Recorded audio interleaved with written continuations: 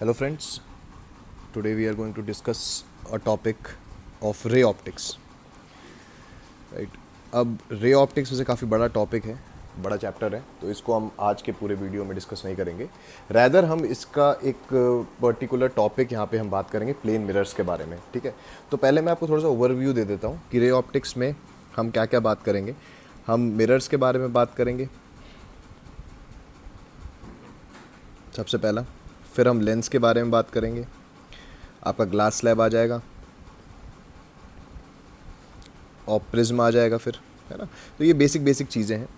तो इस टॉपिक में पर्टिकुलरली हम मिरर के बारे में भी बात करें, मिरर के बारे में बात करेंगे और मिरर में भी पर्टिकुलर प्लेन मिरर के बारे में हम बात करने वाले हैं। ठीक है, तो मिरर के बारे में अगर मैं बात करूं तो मिरर दो टाइप के होते हैं। पहला प्लेन मिरर और दूसरा होता है स्फेरिकल मिरर। स्फेरिकल मिरर में मैं अलग वीडियो बनाऊंगा आपके लिए। ठीक है, तो प्लेन मिरर कैसा होता है, जो आप घर में अपने आप को, जिसमें अपना चेहरा देख के डर जाते हैं, वही आपका प्लेन मिरर रहता है। ठीक है, स्फेरिकल मिरर दो टाइप के होते हैं, कॉनकेव और कॉन्वेक्स। राइट, तो कॉनकेव ऐसा होता है कुछ और कॉन्वेक्स ऐसा होता है। ठीक है, ये जो मैंने पीछे डिज़ाइन बनाई है ये होता है सिल्वर पॉलिशिंग। ये क्या होती है सिल्वर पॉलिशिंग, मतलब ये अराउंड 97% ऑफ द लाइट को रिफ्लेक्ट करा देता है। तो आपने ये चीज़ नोटिस करी होगी कि जैसे कोई भी आप ग्लास विंडो देखते हैं तो ग्लास विंडो में आप अपने आप को भी देख पाते हैं और आपके जो बाहर की तरफ है वो भी देख पाते हैं। तो यहाँ पे दोनों फिनोमेना साइमल्टेनियसली होते हैं। कौन कौन से? रिफ्लेक्शन और रिफ्रैक्शन। ठीक है, बट हम यहाँ पे जो रिफ्लेक्शन और रिफ्रैक्शन है इसको अलग अलग तरीके से अलग अलग पढ़ेंगे। ठीक है, क्यों मर्ज नहीं करेंगे, तो हम अलग अलग डील करेंगे। लेकिन यूजुअली आप कोई भी सरफेस पे देखेंगे तो कोई भी सरफेस पे रिफ्लेक्शन और रिफ्रैक्शन साइमल्टेनियस होता है। ठीक है, तो सिल्वर पॉलिशिंग में क्या होती है कि ये 98% ऑफ द लाइट को क्या कर देगा, रिफ्लेक्ट कर देगा। तो अभी इस वीडियो का टॉपिक हमारा है प्लेन मिरर्स। ठीक है,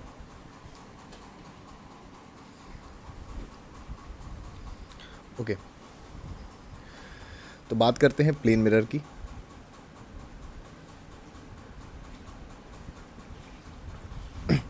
तो प्लेन मिरर बेसिकली क्या करता है? प्लेन मिरर की खास बात क्या है, जैसे मैंने एक प्लेन मिरर बनाया आपका। ठीक है, ये आपका ऑब्जेक्ट है। ठीक है, अब मुझे इसकी इमेज बनानी है। तो वैसे तो मैं एक रे डायग्राम में से आपको बता सकता हूँ। जैसे एक रे आप ऐसे स्ट्रेट डाल दीजिए।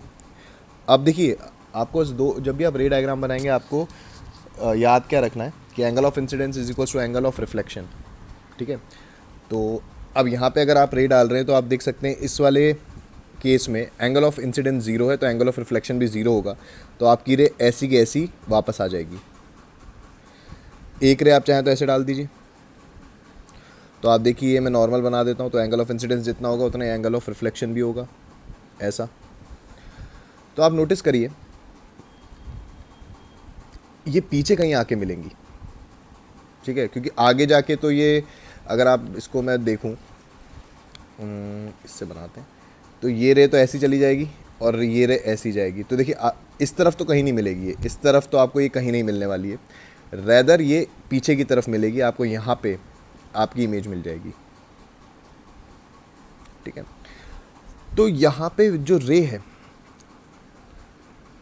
दे are not actually meeting, rather they appears to meet. Appears to meet मतलब ये अपीयर्स टू मीट हो रहा है। तो एक्चुअली में क्या होता है, देखिए दो तरीके की इमेज हम बात करते हैं, दो तरीके की इमेज होती हैं। अगर मैं इमेज के बारे में बात करूं तो इमेज दो टाइप की होती है, एक होती है रियल और एक होती है वर्चुअल। रियल बोलोगे तो इन्वर्टेड ज़रूर बोलना, वर्चुअल बोलोगे तो इरेक्ट ज़रूर बोलना। इरेक्ट मतलब सीधी। तो रियल इमेज तब बनती है when the rays are actually meeting. ठीक है, लेकिन when the rays appears to meet वाली कंडीशन होती है, अपीयर्स टू मीट वाली कंडीशन होगी, इन दैट केस आप वर्चुअल बोलोगे। तो यहाँ पे देखिए the rays are not actually meeting, but ऐसा लग रहा है कि ये इस सोर्स से जो आई है आपको दिख रहा है यहाँ पे, इससे दो रे ऐसी जा रही हैं, ठीक है। तो हमें इमेज यहाँ पे इसकी मिल जाएगी ऐसे, करेक्ट। तो जो इमेज रहेगी, इमेज का जो नेचर रहेगा वो रहेगा वर्चुअल एंड इरेक्ट, ठीक है। अब वो पॉइंट साइज है तो तुम इसमें सीधी उल्टी हो बात समझ में आएगा ही नहीं, है ना। तो इस केस में अगर पॉइंट साइज होगा तो नहीं समझ में आएगा कि उल्टी है कि सीधी है, बट अगर आप देखेंगे कि ऑब्जेक्ट अगर थोड़ा सा बड़ा रहेगा, इन दैट केस आपको समझ में आ जाएगा कि वो सीधी इमेज बनेगी। अब आप देख सकते हैं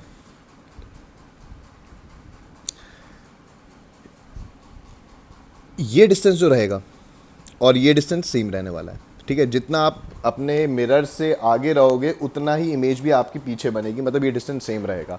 आप इसको बहुत आराम से देख के बता भी सकते हो। ये दो ट्रायंगल मैंने अगर आप ले लें, अगर मैं अज्यूम करता हूँ दो triangle, in triangle O M N and triangle M N I, तो ये दोनों कॉन्ग्रुएंट है, ठीक है।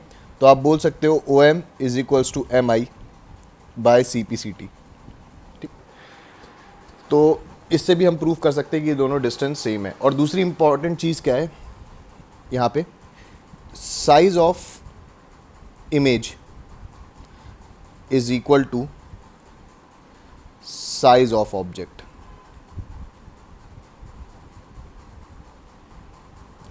ठीक है। ये एक इंपॉर्टेंट चीज़ है। तो आप देख सकते हैं कि साइज ऑफ इमेज और साइज ऑफ ऑब्जेक्ट दोनों बराबर ही रहेंगे, ठीक है। आपने ये चीज़ देखी भी होगी, प्लेन मिरर में दोनों का साइज़ बड़ा आता है, ऐसा नहीं होता कि इमेज बड़ी है कि ऑब्जेक्ट छोटा है, ऐसा नहीं होता है, ठीक है। अब बार बार तो हम रे डायग्राम बनाएंगे नहीं, तो हमने क्या तरकीब निकाली कि अगर मुझे ऑब्जेक्ट दिया रहेगा तो सेम बात है कि अगर आप ऋतिक रोशन सामने मिरर के खड़ा रहेगा तो बनेगा ऋतिक रोशन ही, मतलब ऑब्जेक्ट जैसा ही है वैसी इमेज बनेगी। दूसरी चीज़ ये, साइज़ भी सेम है और डिस्टेंस भी सेम है। तो इसको बनाने का एक तरीका मैंने आपके लिए निकाला है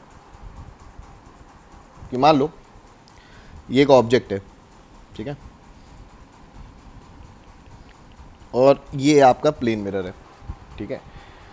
तो आपको इमेज बनानी, तो आप करो क्या, सबसे पहला काम ऑब्जेक्ट से और मिरर पे परपेंडिकुलर डाल दो एक, ऐसा,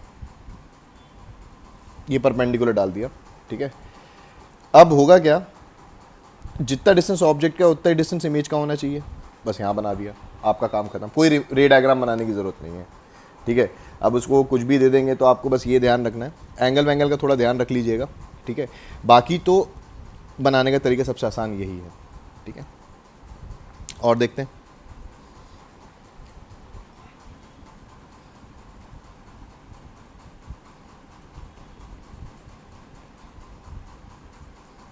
अगर मान लीजिए ऑब्जेक्ट है तो परपेंडिकुलर डाल के यही आपकी इमेज हो जाएगी। ये आपका अगर ऑब्जेक्ट है तो ये आपकी इमेज हो जाएगी। देखो सेम साइज, सेम कर्वेचर, सब कुछ सेम रहेगा एकदम, है ना। और क्योंकि इरेक्ट है, वर्चुअल है, तो इरेक्ट भी होगा, है ना। तो वैसे भी आप बना सकते हैं, करेक्ट। और देखते हैं एक सिचुएशन, अगर मैं आपको बताऊं कि जैसे मान लीजिए मेरे पास एक प्लेन मिरर ऐसा रखा हुआ है, ये ऑब्जेक्ट है, तो अब इसकी इमेज कहाँ बनेगी। तो यहाँ पे एक इंटरेस्टिंग बात ये है कि पहले तो ये सोचना ज़रूरी है कि इमेज बनेगी कि नहीं बनेगी, ठीक है। तो इमेज तो बनेगी, ये बात तो तय है, ठीक है। तो इमेज फॉर्मेशन, यहाँ पे इंपॉर्टेंट चीज़ क्या आती है, इमेज फॉर्मेशन जो होगा is independent of size of mirror, ठीक है। तो आप चाहे तो अपने मिरर को एक्सटेंड कर दीजिए। देखिए मैं यहाँ पे मिरर को एक्सटेंड कर देता हूँ, ये देखिए, ये मिरर को आप एक्सटेंड कर दीजिए, ठीक है। और फिर आपको पता ही आपको करना क्या है, परपेंडिकुलर डाल दो और ये आपकी इमेज बन जाएगी, ख़त्म। बट वो अलग बात है, इस ऑब्जेक्ट को ये इमेज दिखेगी नहीं, ठीक है। अगर ऊपर मिरर है किसी पर्टिकुलर हाइट पे, तो आपको अगर आप खड़े होकर देखो कि आपको आपकी इमेज दिख जाए, तो ऐसा नहीं हो सकता। तो वो चीज़ अगर आपको देखनी है, if you want your image, then you have to be in the field of view. ठीक है, आपको वो फील्ड ऑफ व्यू यहाँ पे एक नई चीज़ आती है कि आपको उसके फील्ड ऑफ व्यू में आना पड़ेगा, तभी जाके आप अपना मतलब अपनी इमेज देख पाओगे। ठीक है, जैसे कि वापस से डायग्राम अगर मैं बनाऊँ,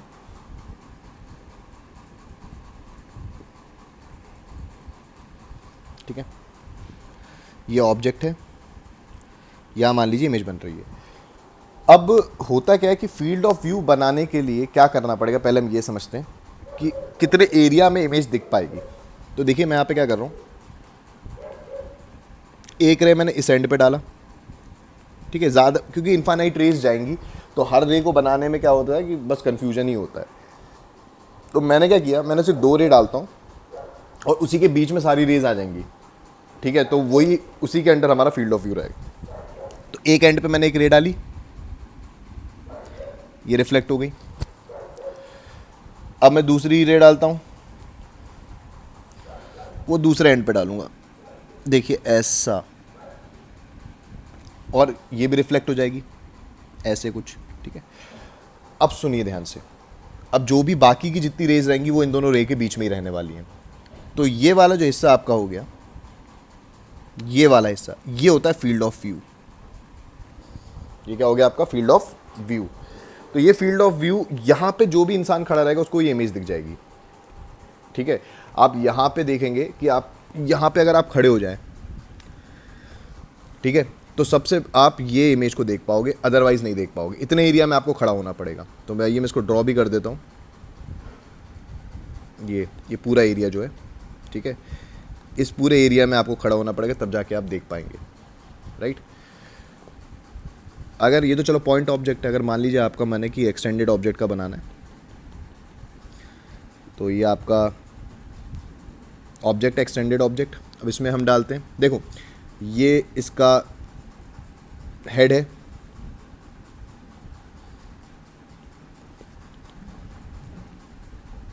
और ये इसका शू है, मान लो जूता है।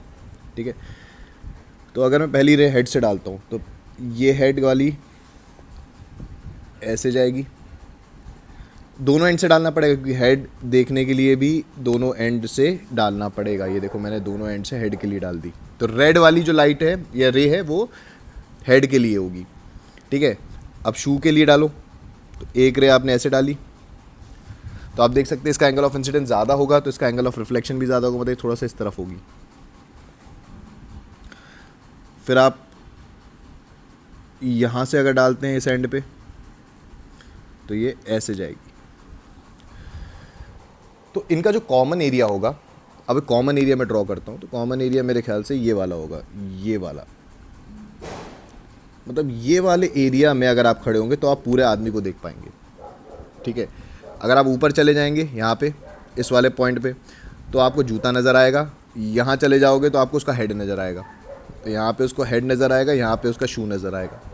ठीक है, मतलब पूरा आदमी नहीं दिख पाएगा। तो ये जो कॉमन रीजन होगा, that region will be the field of view. अब फील्ड ऑफ व्यू जो है, फील्ड ऑफ व्यू जो होता है ये मिरर के लेंथ पे डिपेंड करता है, depends on size of mirror, पहला। दूसरा कर्वेचर पे भी डिपेंड करता है। ठीक है, तो फील्ड ऑफ व्यू डिपेंड करता है कि आपका मिरर जितना ज़्यादा बड़ा होगा उतना ज़्यादा आप अपने आप को देख पाएंगे, अदरवाइज आप जितना छोटा मिरर होगा तो इमेज तो आपकी बनेगी बट आप उसको देख नहीं पाओगे। राइट,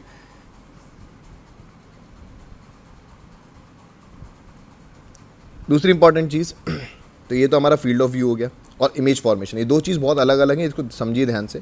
ठीक है, इमेज फॉर्मेशन जो होगा, ठीक है, is independent of the size of mirror.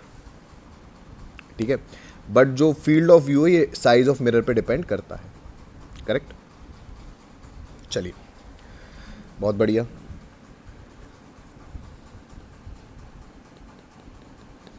एक प्लेन मिरर बना रहा हूँ, मान लीजिए यहाँ से एक रे गई ऐसी।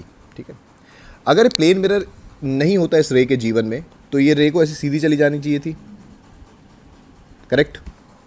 लेकिन मिरर की वजह से, ये प्लेन मिरर की वजह से ये रे पता है ये ऐसे चली गई।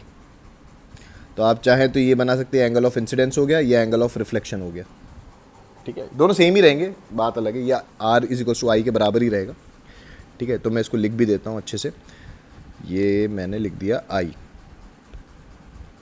ठीक है। अब मेरी बात समझिए, तो जाना यहाँ था, गई यहाँ, तो इनके बीच में जो एंगल होता है उसको बोलते हैं एंगल ऑफ डेविएशन। इसको क्या बोलते हैं हम? Angle of deviation. अब डेविएशन इंपॉर्टेंट क्यों है? पहले डेविएशन की मैं वैल्यू निकालता हूँ आपके लिए, तो ज़रा ध्यान समझिए। ये भी आई एंगल हो जाएगा, ठीक है, क्योंकि ये एंगल आई है तो ये एंगल भी आई हो जाएगा, वर्टिकल अपोजिट एंगल। अब आप देखिए ये ए बी जो लाइन है ये लीनियर पेयर बनाएगी, तो आप लिख सकते हैं I plus delta plus I is equals to 180 degree. तो 2i plus delta is equals to 180 degree, तो डेल्टा आपका आ जाएगा 180 माइनस 2i। मतलब एक प्लेन मिरर आपको इतना डेविएशन देता है, तो आप ऐसे कितने भी मिरर लगा देंगे तो आपको डेविएशन मिल जाएगा। आप इस फॉर्मूले को यूज़ कर सकते हैं। बट इंपॉर्टेंट चीज़ यहाँ पे आपको साइन के साथ काम करना पड़ेगा, ठीक है, साइन के साथ काम करना पड़ेगा। तो यहाँ पे आप देख सकते हैं कि आपकी रे एक्चुअली में कहाँ जानी चाहिए थी, ये एक्चुअल है, ठीक है, और ये गई कहाँ पे? वो यहाँ पे गई है, ठीक है। तो एक्चुअल से लेके जहाँ पे वो गई है, ठीक है, एक्चुअली वो वहाँ जानी चाहिए थी। ये रेड वाला जो है उसके एक्चुअल मतलब अगर मिरर नहीं होता तो वहाँ पे जाती, और वो गई कहाँ पे है? ये इस जगह गई है, ये देखो यहाँ पे नंबर 2 बना रहा हूँ, नंबर 1। तो आपको यहाँ से ही एंगल मेजर करना है और कहाँ तक? जहाँ पे वो गई है, ठीक है। तो आप देख सकते हैं ये वाली डायरेक्शन जो होगी ये एंटी क्लॉकवाइज होगी,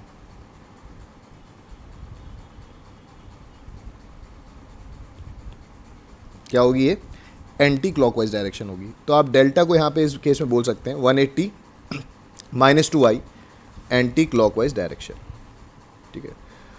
आप बोले अगर नहीं भाई, अगर एंटी क्लॉकवाइज में नहीं, आपको क्लॉकवाइज में बोला जाएगा, तो अगर आपको क्लॉकवाइज में चाहिए डेल्टा तो आप 360 में से माइनस कर दीजिए। हमेशा ध्यान रखिएगा, ये बहुत इंपॉर्टेंट चीज़ है, आप क्लॉकवाइज बोल देंगे। 360 में से अगर आप कोई भी एंगल माइनस करेंगे तो आपको अपोजिट एंगल मिल जाएगा। मतलब अगर आप एंटी क्लॉकवाइज को माइनस करेंगे तो आपको क्लॉकवाइज मिल जाएगा, और क्लॉकवाइज को माइनस करेंगे तो एंटी क्लॉकवाइज मिल जाएगा, ठीक है। तो 360 क्योंकि टोटल एंगल सबटेंडेड होता है, ठीक है। अब एक सिचुएशन लेते हैं, बहुत बेसिक सिचुएशन लेते हैं। मेरे पास 2 मिरर हैं,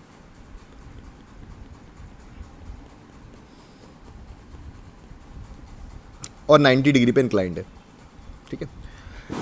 अब एक रे आई 30 डिग्री पे, ठीक है। अब ये रिफ्लेक्ट करके, ये मिरर नंबर 1 है, ये मिरर नंबर 2 है, ठीक है। तो पहले क्या करेगी? मिरर नंबर 1 पे स्ट्राइक करेगी, फिर मिरर नंबर 2 पे करेगी, और फिर ये वापस चली जाएगी, ठीक है। तो आपको ये बोला गया find the total net deviation, find net deviation after 2 reflections, ये पूछा गया आपसे, ठीक है। ध्यान समझना इसको, वापस से डायग्राम मैं आपके लिए ड्रॉ करता हूं।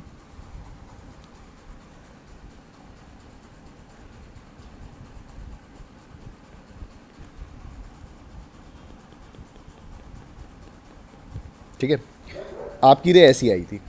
बहुत ध्यान समझना, इसको कंसेप्ट जानना जरूरी है, क्योंकि कभी कभार क्लॉकवाइज एंटी क्लॉकवाइज में आपको घुमा देगा, ठीक है। तो आपको ये थोड़ा सा ध्यान रखना है। इसकी रे बनाते हैं सबसे पहले। ये आपका 30 डिग्री दिया हुआ है, ओके। आप मुझे बताइए, इस रे को यहां जाना था, बट ये गई कैसे? ये ऐसे गई, करेक्ट। ये 30 है तो ये भी 30 हो जाएगा, बराबर है। तो एंगल ऑफ डेविएशन देखिए मैं मेजर करूंगा, तो एक्चुअल में रेड से ब्लैक तक का ये आपका डेल्टा रहेगा, ठीक है। कहां जानी थी और कहां गई, तो कहां जानी थी से लेके कहां पे गई है वो होगा आपका एंगल ऑफ डेविएशन। आप देख सकते हैं डेल्टा की जो वैल्यू रहेगी वो यहाँ पे कितनी आएगी? 180 माइनस 2i, और i का वैल्यू 30 है, और आप देख सकते हैं ये क्लॉकवाइज है। तो बताइए कितनी वैल्यू हो गई? 180 माइनस 60, दैट इज 120 डिग्री। तो ये पहला मैंने डेल्टा 1 निकाल लिया, ठीक है। आगे बढ़ते हैं। ये नॉर्मल, तो ये वाला एंगल अब मुझे निकालना है। तो कैसे निकाल सकते हैं, ये 30 तो ये 60 हो जाएगा, ये 90 दिया हुआ है तो ये 30 हो जाएगा, तो ये 60 हो जाएगा। ठीक है, तो आप देख सकते हैं ये ट्रायंगल है अंदर, तो ये 90, ये 30, ये 60, और ये वाला सरफेस जो है ये नॉर्मल है तो ये परपेंडिकुलर है, तो ये 30 होगा, तो ये कितना हो जाएगा, 60 हो जाएगा। अब ध्यान से समझिए अगेन, इस रे को जाना कैसे था, ऐसे जाना था, लेकिन ये गई कैसे, ये वापस से रिफ्लेक्ट हो गई 60 पे। अब अगर मैं इसका डेविएशन बनाऊंगा, तो डेविएशन अगर मैं बनाऊंगा, ये देखिए ये यहाँ से ये आपका डेल्टा 2 है। ठीक है, अब ये भी देखो क्लॉकवाइज है, तो डेल्टा 2 अगर मैं निकालता हूँ 180 माइनस 2i, अब i क्या हो जाएगा आपका, 60 हो जाएगा इस केस में। तो कितना हो गया, 180 माइनस 2 इंटू 60 दैट इज़ 120, तो ये आपका आ गया 60 डिग्री। अगेन ये भी क्लॉकवाइज है, क्योंकि अब आपको साइन के साथ ऐड करना पड़ेगा। अगर दोनों क्लॉकवाइज है दोनों को ऐड कर देना, दोनों एंटी क्लॉकवाइज होंगे तो भी ऐड करना पड़ेगा, लेकिन अगर एक क्लॉकवाइज और एक एंटी क्लॉकवाइज होगा तो सबट्रैक्ट करना पड़ेगा। तो अगर मैं डेल्टा नेट यहाँ पे निकालता हूँ तो आएगा डेल्टा 1 प्लस डेल्टा 2। डेल्टा 1 का वैल्यू 120 है, डेल्टा 2 का 60 है, तो 180 डिग्री आ गया आपका क्लॉकवाइज। अगर आपसे डेल्टा नेट बोले नहीं साहब मुझे तो एंटी क्लॉकवाइज में निकालना है, तो कुछ नहीं, 360 में से आप अपनी ये वैल्यू माइनस कर देंगे, हालांकि फ़र्क नहीं पड़ने वाला, 180 ही आएगा, तो ये एंटी क्लॉकवाइज में हो जाएगा। तो आपसे जैसा मर्जी आप पूछ सकते हैं। अब देखो एक चीज़ यहाँ पे इंटरेस्टिंग ये है कि जो नेट डेविएशन है वो एंगल ऑफ इंसिडेंस पे डिपेंड कर ही नहीं रहा है, इस पे डिपेंड नहीं कर रहा वो पता है किस पे डिपेंड कर रहा है, वो डिपेंड कर रहा है कि आपने दोनों मिरर कितने एंगल पे इंक्लाइंड किए हुए हैं। उसका भी मैं प्रूफ बताऊंगा कि ये डबल होता है हमेशा। ये देखिए एंटी क्लॉकवाइज में डबल है, अगर आपने दो एंगल 90 डिग्री पे एंगल इंक्लाइंड किए हुए हैं तो इसका डबल कितना हो जाएगा, 180 डिग्री। ठीक है, तो ये जो बेसिकली 180 डिग्री है इसका डबल है, करेक्ट।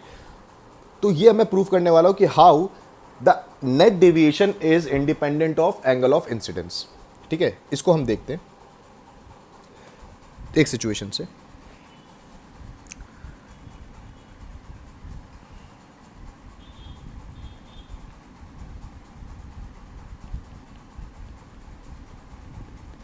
मान लीजिए मेरे पास दो मिरर हैं, ये थीटा एंगल पे है। ठीक है, अब मैं क्या करता हूँ, एक रे लेके आया, आपकी मर्जी है, आप चाहे तो उसको कोई भी एंगल ले ली 30 डिग्री। आप देखिए 30 गायब भी हो जाएगा। ठीक है, सॉरी 30 गायब भी हो जाएगा इसमें। ओके, अब आप देखिए इसको जाना कहाँ था, लेकिन ये रे गई कैसे, ऐसे गई, फिर इस पे आप नॉर्मल ड्रॉ कर लीजिए ऐसे, फिर ये ऐसे चली जाएगी, कुछ ऐसा डेविएशन, ऐसा डायग्राम आएगा। ठीक है, तो सबसे पहला जो डेविएशन एंगल रहेगा वो हम ये बना रहे रेड से। ये देखिए ये डेल्टा 1 हो गया। ठीक है, डेल्टा 1 का वैल्यू क्या हो जाएगा मुझे बताइए ज़रा। तो डेल्टा 1 होता है 180 माइनस 2i,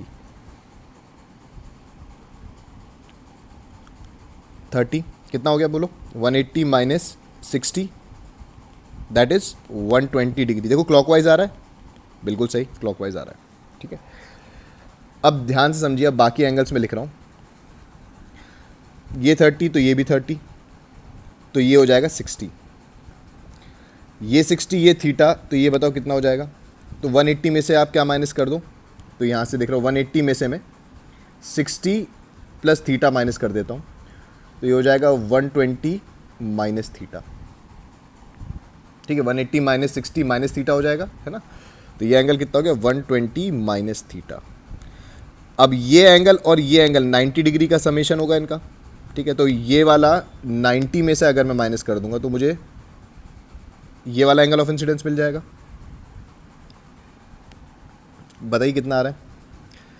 तो ये मेरे ख्याल से आपका आएगा 90 माइनस 120 प्लस थीटा, सिंप्लीफाई कर लेते हैं तो बताओ कितना हो गया ये। तो ये माइनस 30 हो जाएगा, थीटा माइनस 30 डिग्री। तो ये एंगल आ गया आपका थीटा माइनस 30 डिग्री। तो ये भी उतना ही होगा, angle of incidence is equals to angle of reflection. ठीक है भाई, बहुत बढ़िया। अब इस रे को जाना कहाँ था, इस रे को साहब यहाँ जाना था, गई कहाँ, यहाँ गई, ये हो गया आपका डेल्टा टू। ठीक है, तो डेल्टा टू बताओ मुझे कितना हो जाएगा, ये भी क्लॉकवाइज ही अगर आप देखेंगे तो ये हो जाएगा 180 minus two into theta minus 30। तो ये हो जाएगा आपका 180 माइनस टू थीटा प्लस 60। तो ये कितना हो गया 240 माइनस टू थीटा। आइए डेल्टा नेट निकालते हैं। तो अगर मैं डेल्टा नेट निकालूंगा तो क्या हो जाएगा delta one plus delta two. तो डेल्टा वन का वैल्यू है 120 और इसका है 240 माइनस टू थीटा।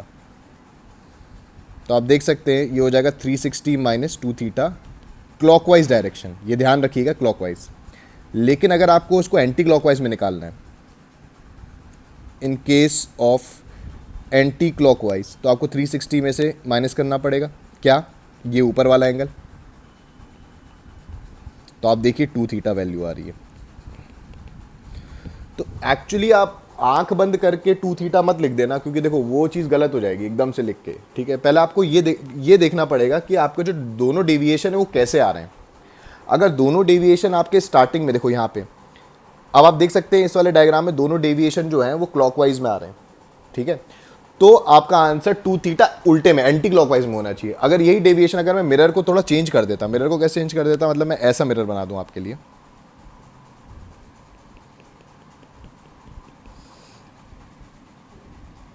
ऐसा, और रे ऐसे गिरा दूं। ठीक है, तो अगर मैंने रे ऐसे गिरा दी तो देखो ये ऐसे जाएगी, इसको जाना कैसे था, ये ऐसे गई,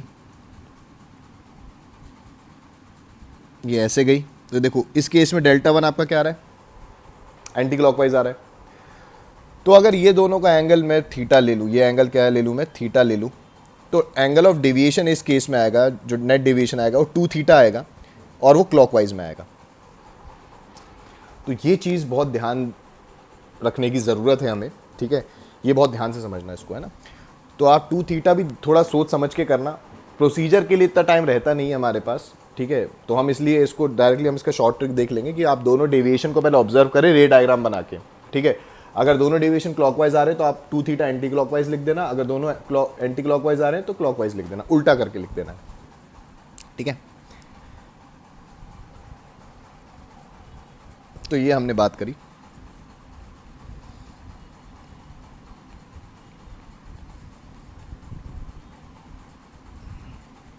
नंबर ऑफ इमेजेस। अब इसका एक फॉर्मूला है जो नीट में तो डायरेक्टली लग जाता है। ठीक है, बट इसका एक्चुअल कंसेप्ट क्या है वो हम ज़रा यहाँ पे देख लेते हैं। ठीक है, मान लीजिए मेरे पास 2 प्लेन मिरर हैं।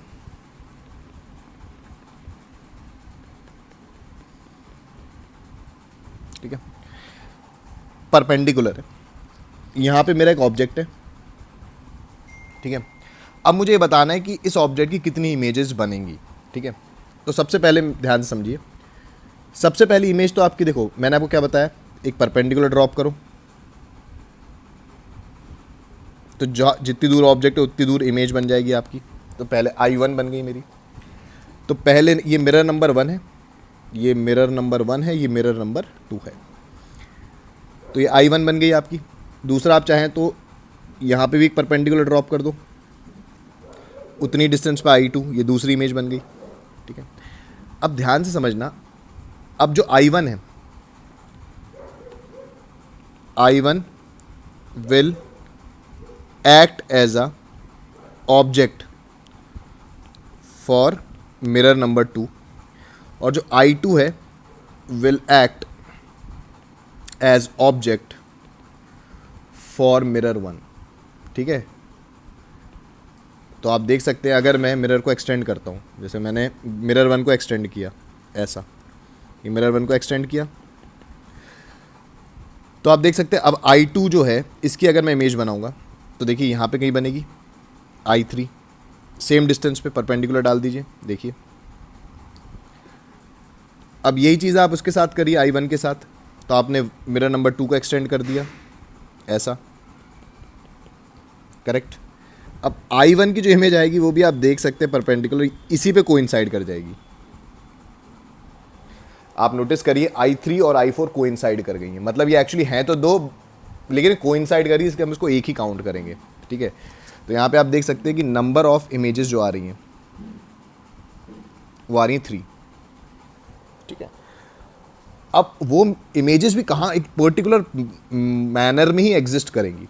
जैसे मैंने अगर आपको बोला कि अगर मैं इस ऑब्जेक्ट से, ये सेंटर है मान लीजिए, इसका मैं एक लाइन खींच के इसको एक लाइन से मैं इसको जोड़ देता हूँ ऑब्जेक्ट को, और इसको अगर मैं रेडियस मान लूँ और कंपास लेके अगर मैं एक सर्कल ड्रॉ कर दूँ, तो जितनी भी इमेजेस आएंगी आप यकीन मानिए सारी की सारी सर्कल की सर्कमफ्रेंस पे ही आएंगी। ऐसे ये तय बात है। चाहे 10, 20, 50, 100 जितनी भी इमेज आएंगी वो सारी की सारी इसके सर्कमफ्रेंस पे ही आएंगी, ठीक है। तो ये एक इम्पॉर्टेंट एस्पेक्ट है, but due to time constraint हमारे पास ये निकालने की ज़रूरत नहीं पड़ती है, ठीक है। तो इसका एक फॉर्मूला बना दिया गया, ठीक है। फॉर्मूला क्या है, नंबर ऑफ इमेज का होता है 360 बाय थीटा, वेयर थीटा आपको डिग्री में ही डालना है, रेडियन में मत डालना, ठीक है। थीटा आप डिग्री में डालिए। तो अब इसके दो वैल्यूज़ आएंगी, या तो इवन आ सकती है या तो ऑड आ सकती है। ऑड आ सकती है या तो इवन आएगी। तो ऑड है तो चलने दो, वही आंसर रहेगा, कोई दिक्कत नहीं है, ठीक है। इवन अगर आता है तो एक -1 कर देना, इवन जब भी आएगा तो एक -1 कर देना, ठीक है। ऑड में एक्चुअली दो केस बन जाते हैं। पहले केस में तो आप जो आंसर है वही रहने देना, बस एक केस में आपको यहाँ पे -1 मतलब करना पड़ सकता है, जब object is kept at angle bisector. अगर एंगल बाइसेक्टर पे आपने ऑब्जेक्ट रख दिया है, तब आपको फाइनल आंसर में जो आपका n आएगा उसमें से एक -1 करना पड़ सकता है, ठीक है। इसमें नोटिस ये करिए कि आपका मेजॉरिटी आंसर ऑड में ही आएंगे, ठीक है। सिर्फ एक ही केस में आपका आंसर इवन आएगा, जब ऑड आने के बाद, मतलब ऐसा कोई वैल्यू ले लीजिए जिसमें ऑड में भी आए और आपका, जैसे मान लीजिए मैंने एंगल 72 डिग्री ले लिया है, ठीक है। और ऑब्जेक्ट जो है, दो आपके पास मिरर है 72 डिग्री पे, और ऑब्जेक्ट एकदम एंगल बाइसेक्टर पे रखा हुआ है। सो इन दैट केस आप 360 बाय 72 करिए, मेरे ख्याल से 5 आएगा, क्योंकि आपने एंगल बाइसेक्टर पे रखा है तो आपको -1 करना पड़ेगा, तो नेट आंसर आपका 4 हो जाएगा। बट ये क्वेश्चन आप मान, ये जो फॉर्मूला है मैं एडवाइस नहीं करूंगा बहुत ज़्यादा, लेकिन नीट में काम में आ जाएगा, क्योंकि उसमें इससे ज़्यादा नहीं पूछेंगे। क्योंकि इस एंगल में इस फॉर्मूले में जो एक है प्रॉब्लम, वो प्रॉब्लम क्या है कि थीटा जो है it should be divisible by 360, ठीक है। तब वही एंगल यूज़ कर सकते हो। मान लो अगर मैंने कोई ऐसी वैल्यू ले ली 12 डिग्री भी चलो डिविजिबल है, आप ले लो एक ऐसा नंबर 17 या ऐसा कोई नंबर जो 360 से डिविजिबल ना हो, तो n का वैल्यू फ्रैक्शन में आ जाएगा, तो इन दैट केस आप जज नहीं कर पाओगे, ठीक है। लेकिन फिर भी इसका एक जुगाड़ है, वो जुगाड़ ये है कि आप चारों ऑप्शन चेक कर लेना, अगर आपका जो भी पॉइंट में आ रहा है, जो सबसे क्लोज वैल्यू होगी उसी को आप मार्क करके आ जाना। तो नीट में ऐसा चल जाता है, ठीक है। तो ये हो गया नंबर ऑफ इमेजेस। अब ये चीज़ पैरेलल मिरर्स में होती है। पैरेलल मिरर्स मतलब जो आप सलून या फिर वो बार्बर जो होता है उसके पास जब बाल कटिंग के लिए जाते हो, तो उसमें क्या होता है कि आपके दो मिरर पैरेलली रखे रहते हैं, ये आपका ऑब्जेक्ट है, ठीक है। तो इनके बीच में जो एंगल होता है वो 0 डिग्री हो जाता है, ठीक है, because angle between two mirrors parallel जो है, ध्यान रखना पैरेलल इज 0। तो 360 बाय 0 अगर आप करेंगे तो इनफाइनाइट इमेजेस बनेंगी। तो आप देख सकते हैं आपको इनफाइनाइट इमेजेस मिलेंगी, आप सामने भी देखते रहेंगे तो भी इनफाइनाइट है, पीछे देखते रहेंगे तो भी इनफाइनाइट है, ठीक है। तो नंबर ऑफ इमेजेस यहाँ पे क्या हो जाएंगी, इनफाइनाइट हो जाएगी, ठीक है। यहाँ तक मेरे हिसाब से आपको सब चीज़ क्लियर हुई है, ठीक है, गुड। एक सिचुएशन और लेते बेसिक सी।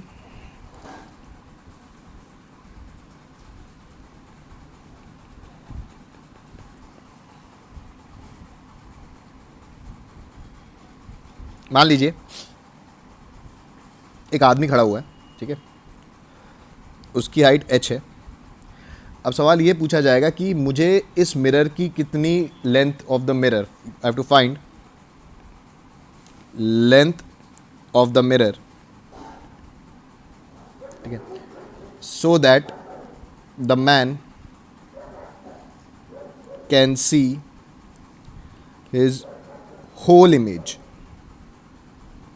ठीक है, होल इमेज देखने के लिए तो मुझे हाइट चाहिए। ठीक है, मान लेता हूँ इसकी जो आंखें हैं वो उसके टॉप पे ही है। ठीक है, टॉप पे आंखें हैं, मान लो, कोई दिक्कत नहीं है। ठीक है, यकीन मानो, फ़र्क नहीं पड़ेगा। ठीक है, और ये इसका जूता है। तो देखिए, अगर मैं रे डायग्राम बनाता हूँ, सबसे पहला, अगर मुझे देखो टॉप पे आंखें हैं, तो आंखों को अगर मुझे देखना है तो आंख से एक रे जानी चाहिए और वो वापस से आंखों में घुसनी चाहिए, तभी मैं आंखें देख पाऊंगा। कि आप कोई चीज़ को कैसे देख पाते हो? अगर आपको अपनी आंखें, वैसे आप देखिए, अगर आपके पास मिरर ना हो तो आप अपनी आंखें कभी नहीं देख सकते।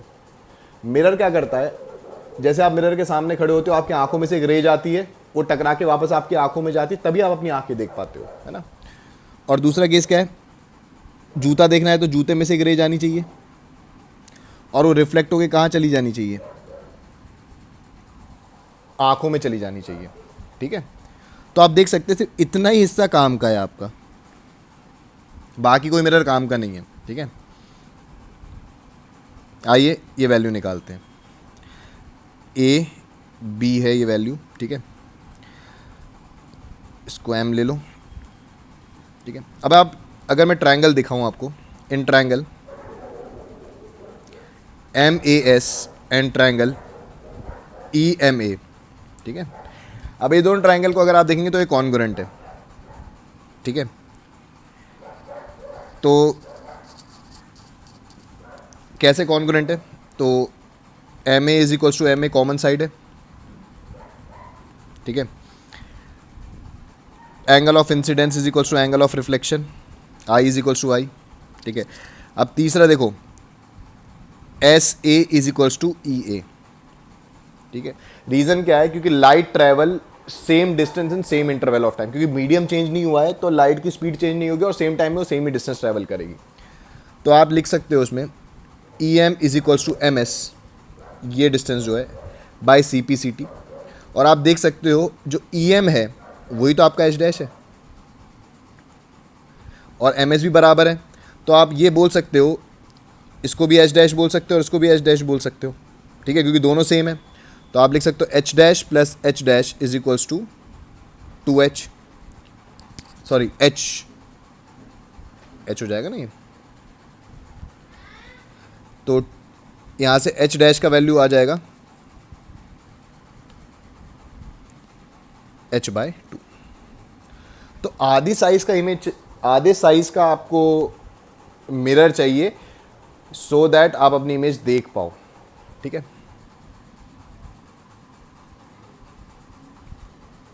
एक क्वेश्चन आप ले लीजिए होमवर्क के लिए, इसको लगेगा तो नेक्स्ट वीडियो में डिस्कस कर लेंगे।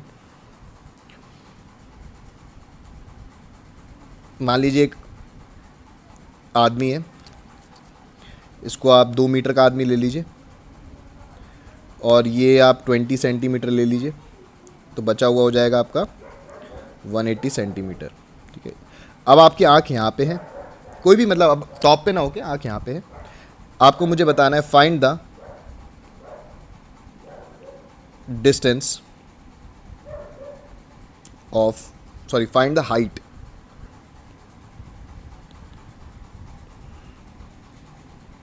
Of mirror so that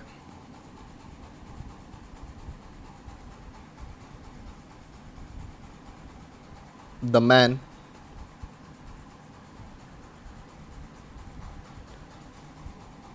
can see himself. तो आप चाहें तो अपना ये वीडियो पॉज कर लीजिए और उसको ट्राई करिए। ठीक है, चलिए देखते हैं इसको कैसे करना है। तो जूते में से एक रह गई, आंखों में जानी चाहिए, यहाँ से एक रह गई, आंखों में जानी चाहिए, तो टोटल आप अपने आप को देख पाओगे। तो हमें ये वाला डिस्टेंस चाहिए, ध्यान से देखिए कौन सा डिस्टेंस है, मैं एक इस कलर से बता रहा हूँ। ये आपका नॉर्मल हो जाएगा, ये आपका नॉर्मल हो जाएगा, आपको एक्चुअली ये डिस्टेंस चाहिए,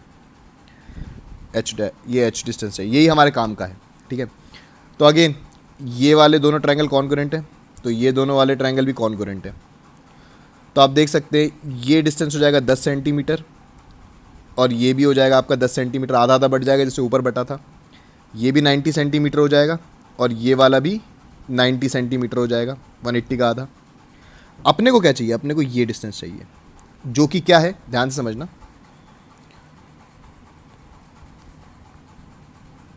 यहां से लेके यहां तक ये डिस्टेंस, अब ये कितना हो जाएगा, तो देखो ये 10 है और ये वाला देखो 90 है, तो टोटल कितना हो गया, 90 + 10 इज 1 मीटर।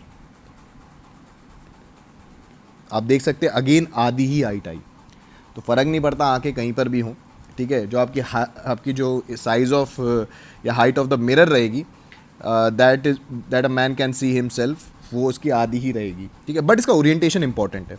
मतलब आप अगर इस वाले मिरर को सोचे कि मैं ज़मीन में रख दूँ, ठीक है, फ्लोर पे रख दूँ, तो आप नहीं देख पाएंगे अपने आप को, ठीक है। तो इसकी भी कंडीशन है कि आपको इसको h/2 से h तक ही रखना पड़ेगा। मतलब इसकी रेंज रहती है कि h/2 से आप h तक ही रखोगे, मतलब इसकी रेंज क्या रहेगी, h/2 से आप h के बीच में ही रखना, तभी आप पूरा अपने आप को देख पाओगे। अगर आप ज़्यादा ऊपर रखोगे तो अपना मुंह ही देख पाओगे और ज़्यादा नीचे रखोगे तो शायद जूते ही देख पाओगे। तो अगर आपको पूरा अपने आप को देखना है तो आपको एक पर्टिकुलर इसका एक ऑर्डर रखना पड़ेगा, आपको एक पर्टिकुलर एक अच्छी एक हाइट रखनी पड़ेगी, तभी आप अपने आप को देख पाओगे। ओके, तो that was all about plane mirror, ठीक है। नेक्स्ट वीडियो में मैं स्फेरिकल मिरर और इसके आगे के टॉपिक्स डिस्कस करूँगा। Okay, thank you very much.